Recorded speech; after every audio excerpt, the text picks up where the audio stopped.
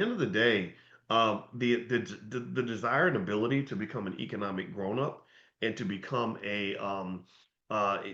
successful in the competitive game of economics does require something I wrote about in my book, The Ten Commandments of Black Economic Power, called economic maturity. And economic maturity is similar to just regular maturity.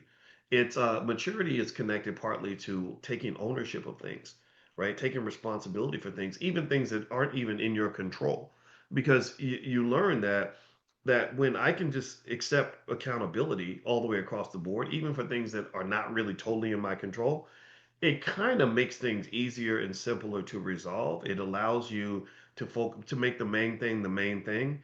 It gets you out of the blame game because the blame game doesn't move you forward. It allows you to at least maximize your power. So for example, if you notice on a good football team, when the team loses, and they ask the coach, "Hey, why'd you lose?" The coach doesn't say, "Well, we lost because of this guy and that guy and that guy." The coach says, "Hey, it's on me." A good coach will say it's on me. A bad coach will say, well, it's because that son of a bitch over there dropped the ball and blah blah. That all that's going to do is increase the likelihood that you're going to keep losing. Do you follow what I'm saying? Do you get what I'm saying?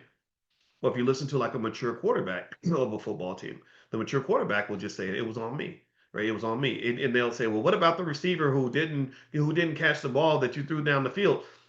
He'll handle that internally. He'll say, "No, it's on me. It's we all got to do our part. And I didn't do. I could have done this. I could have done this. I could have done this." That will move you forward, right? That accountability piece, that economic maturity piece, says that you're going to take accountability for things even when it's hard.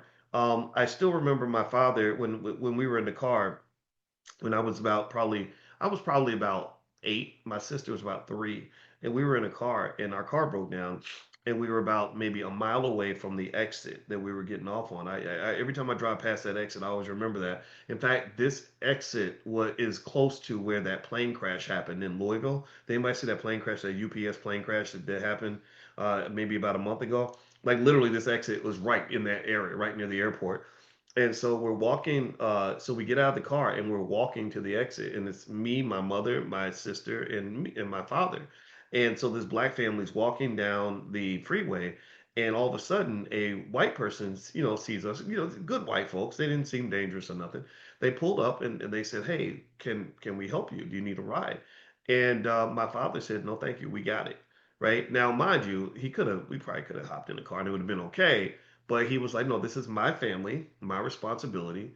I got this. I'm going to take care of this, right? And so of course you don't want to take that to the extreme. Sometimes it does help to partner with others and things like that. But partnership is while that's beneficial, what's not beneficial is denying and neglecting responsibility.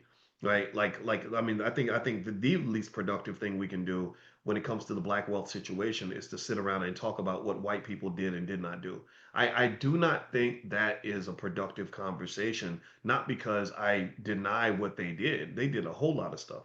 I don't deny what they took. If somebody ever asked me, hey, do white people steal black wealth? I say, hell yeah, of course. It's all documented. Go read Black Labor, White Wealth by Dr. Claude Anderson.